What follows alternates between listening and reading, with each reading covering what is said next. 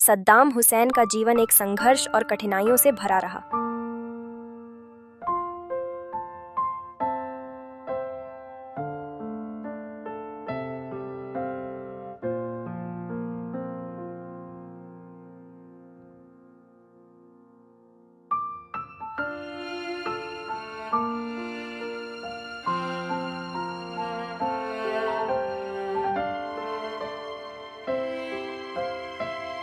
उनका जन्म 28 अप्रैल 1937 को इराक के अल अफजा नामक छोटे से गांव में हुआ था, जहां उनका परिवार आर्थिक रूप से बेहद अस्थिर था।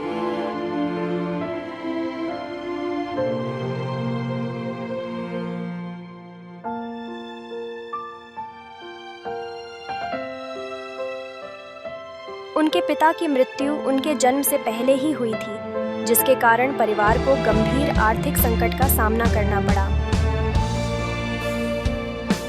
सद्दाम के लिए यह जीवन की पहली बड़ी परीक्षा थी और इसकी छाया उनके बचपन पर सद्दाम को अपनी बहादुरी दिखाने का अवसर मिला।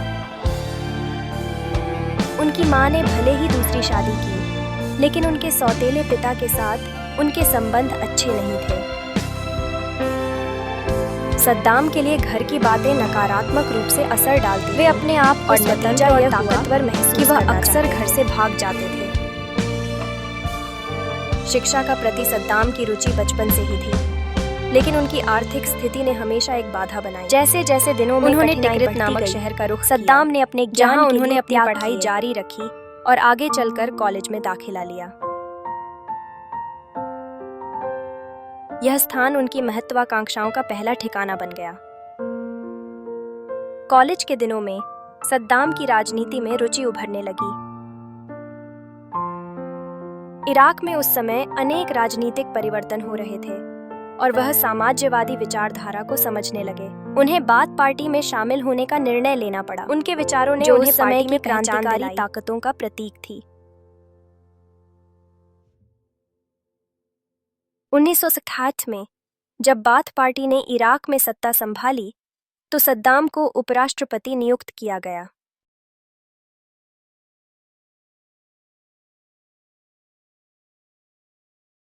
उनके राजनीतिक कौशल और नेतृत्व के कारण उन्होंने अपने पद को और भी मजबूत किया।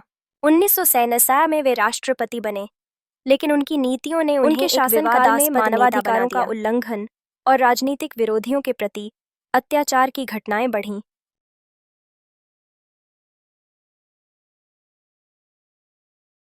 इस प्रकार गरीबी और कठिनाइयों के बीच रहकर सद्दाम हुसैन ने इराक की राजनीति में महत्वपूर्ण स्थान हासिल किया, लेकिन उनका सफर एक अध्याय है जो हमेशा विवाद और सफलता और संघर्ष दोनों को दर्शाता है।